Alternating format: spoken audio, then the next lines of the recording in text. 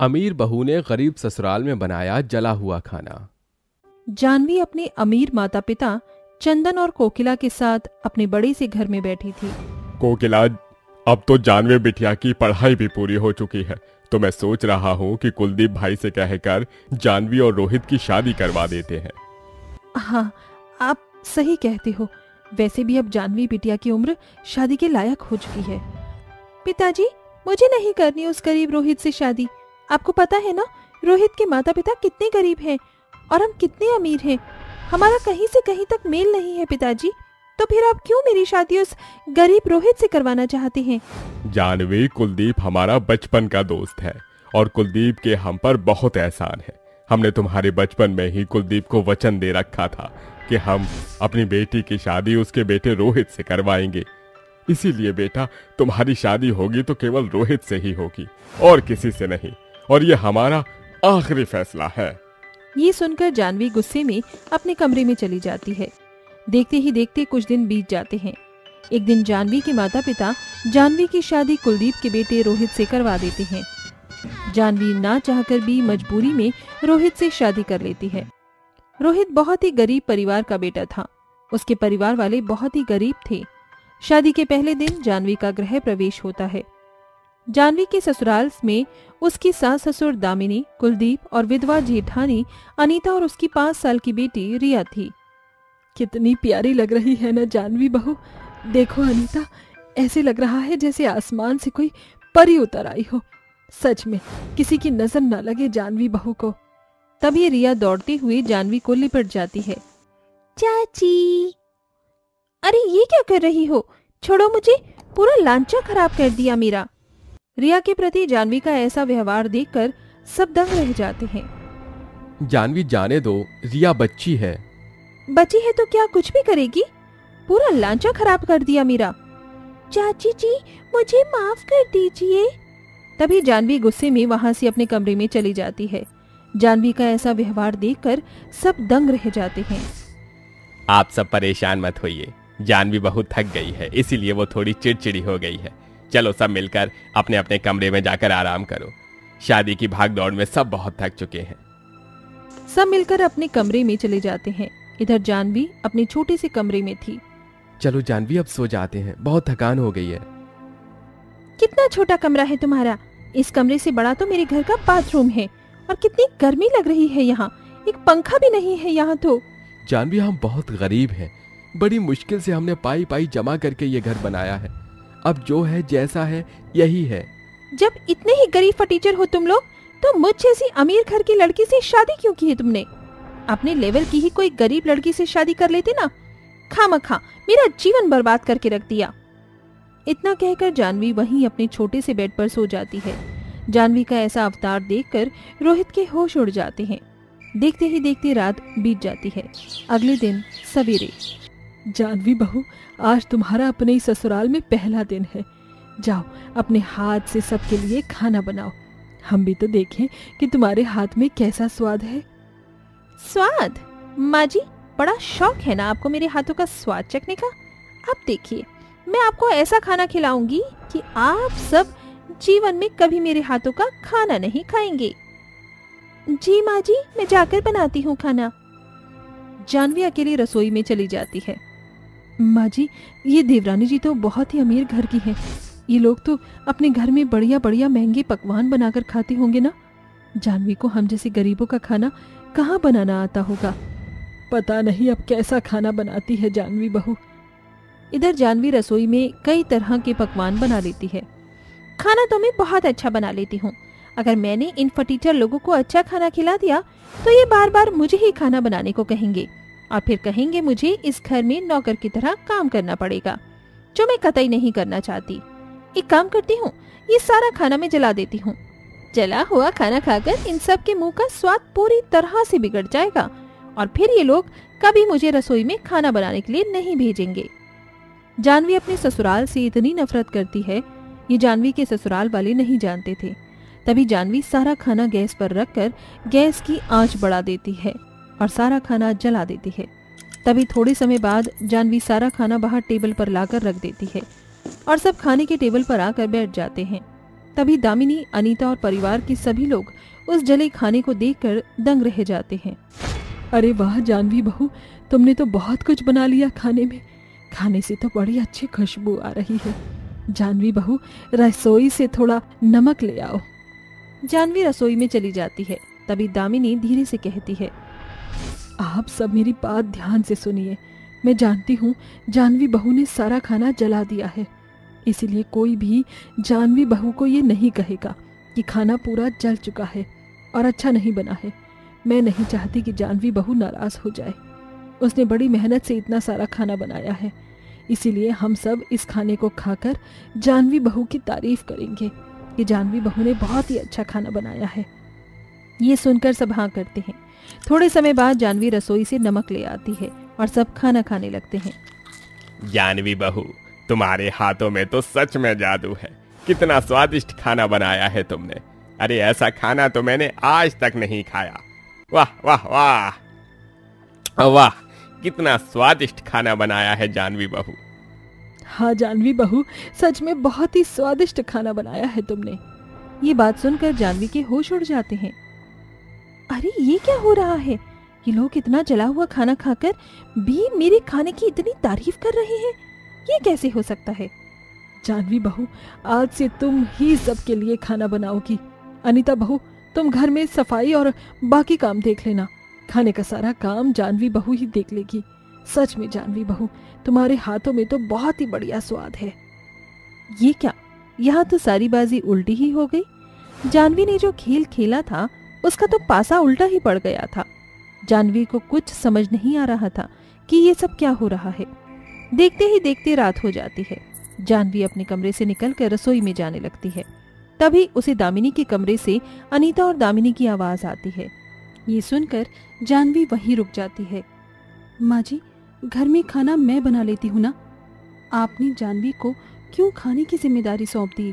आपने तो देखा ना कि जानवी ने सवेरे का खाना कितना जला हुआ बनाया था। जानवी को खाना बनाना नहीं आ रहा है माँ जी, आप उसे दूसरा कोई काम दे दीजिए।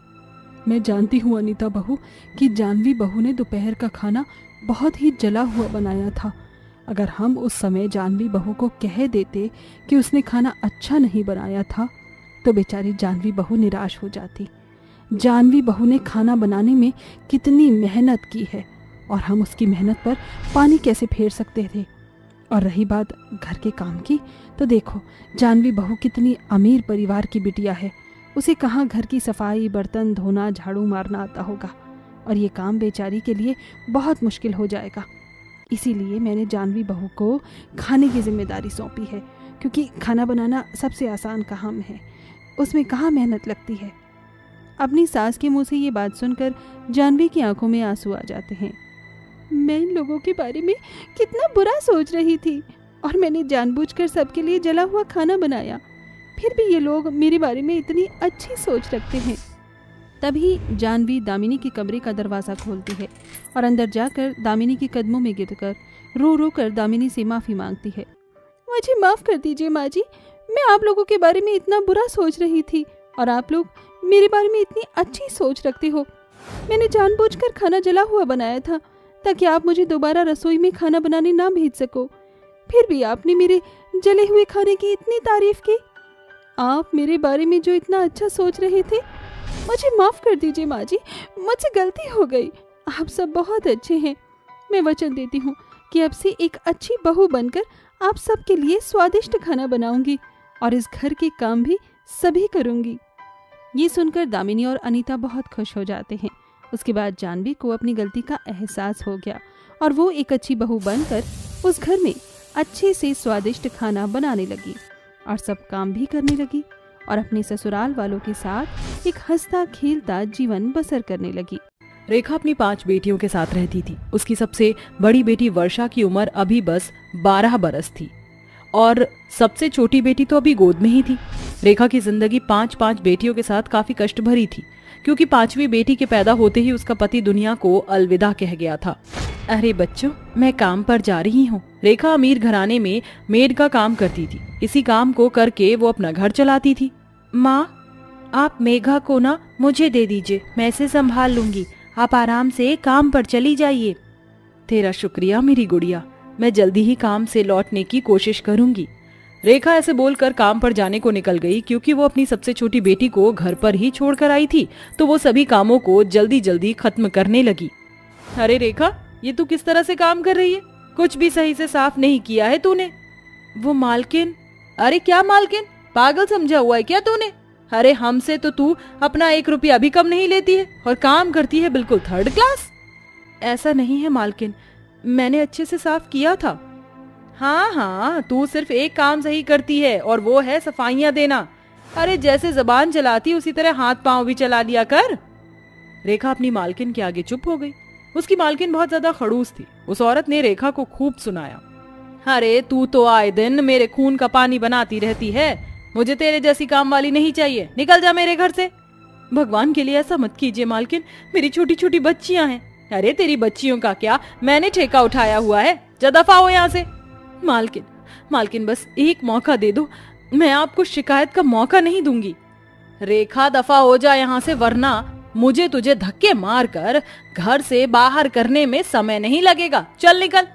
बेचारी रेखा आंखों में पानी लिए उस खड़ूस औरत के घर से बाहर आ गई। वो खुद को बिल्कुल टूटा और उलझा हुआ महसूस कर रही थी। एक गरीब माँ अपनी 5 बेटियों के साथ कैसे गुजारा करती, बस यही चिंता उसे अंदर से खाए जा रही थी।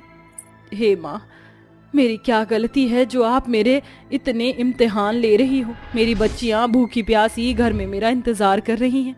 अब मैं किस मुंह से वहां जाऊं, उन्हें क्या खिलाऊं? बेचारी रेखा ऐसे बोलकर रोने लगी। उसने बहुत जगह से काम मांगा लेकिन उसे कहीं पर भी काम नहीं मिला। आखिर में निराश होकर रेखा अपने घर पहुंच गई। माँ, आप आ गई? छोटी कब से आपकी वजह से रो रही थी। क्या हुआ माँ, आप रो रही हो? नहीं तो मैं भला क्यों रोऊंगी? आप चाहे कितना ही क्यों ना छुपा लो, लेकिन आपकी आंखें बता रही हैं कि आप निराश हो। चलो जल्दी बताओ कि बात क्या है। अपनी बेटियों का चेहरा देखकर रेखा को और भी जोरों से रोना आ गया और उसने उन चारों को अपने सीने से लगा लिया। तुम चिंता मत करो मेरी बच्चियों, तुम्हारी माँ तुम्हें कभी भी भूखा नहीं सोने देगी।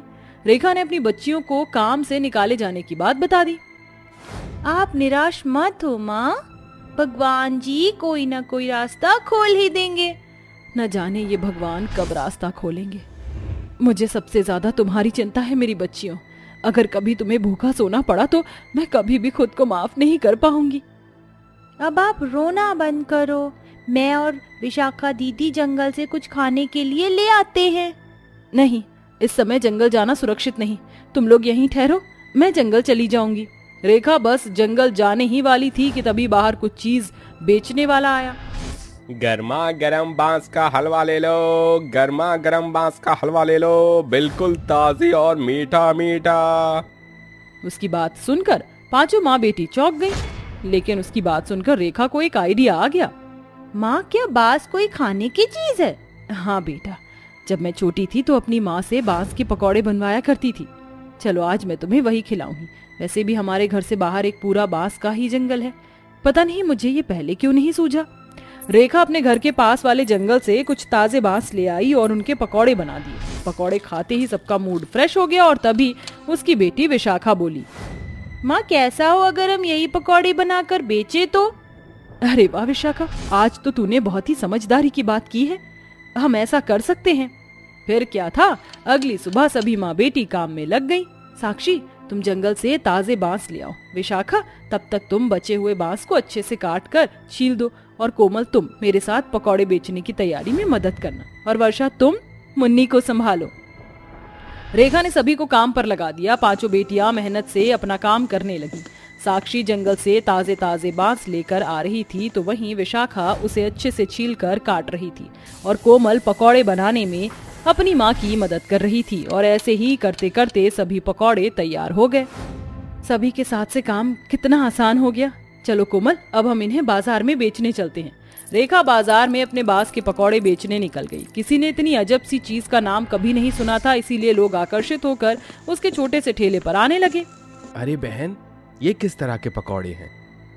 हमें भी तो खिलाओ। ये बांस के पकौड़े हैं। उस आदमी को वो पकौड़े खाकर मजा आ गया और वो तारीफों के पुल बांधता हुआ वहां से लौट आया। इसी तरह सुबह से शाम तक बहुत सारे ग्राहक आए और पकौड़े खाकर चले गए।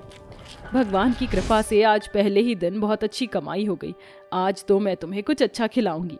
रेखा ने उस दिन अपनी बेटियों को अच्छा खाना खिलाया। अरे वाह, बांस के पकौड़े तो बढ़िया हैं। इनकी वजह से हमें कितना अच्छा खाना मिल रहा है। सही कहा मेरी छुटकी। फिर क्या था, रेखा ने रोज ऐसे ही करना शुरू कर दिया। वो पांचों बेटियां सुबह ही लग मिलकर बांस के पकौड़ों को तैयार कर लेती थी और सवेरे ही रेखा उन्हें बाजार में बेचने के लिए निकल जाती थी। और अब तो रेखा के ये अजीब गरीब के बांस पकौड़े पूरे बाजार में मशहूर हो चुके थे। अरे बहन, जरा मुझे एक फुल प्लेट बांस के पकौड़ों की दो। पता है, तुम्हारे ये फेमस और अजीब पकौड़े खाने के लिए मैं दूसरे शहर से सफर करके आई हूँ। ऐसा क्या?